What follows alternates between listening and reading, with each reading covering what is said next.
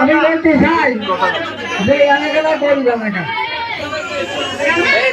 ছাত্রছাত্রী বহু কিছু আছে, তারা স্কুলের কারণে এবং তাদের পেশার কারণে তারা লেখাপড়া করতে পারে না।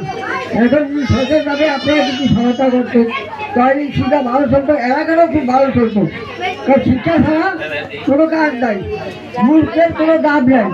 শিক্ষার দাম সব টাকা আছে, শিক্ষার দাম সর্বদাছে বলতে পারছে দৌড়ে একটা হাতে দিয়ে শিখি ভাই ধরে এখানে রাস্তার জন্য চাইবে, গ্যাসের জন্য চাইবে, এলাকার জন্য চাইবে, বিভিন্ন রাষ্ট্রের জন্য চাইবে।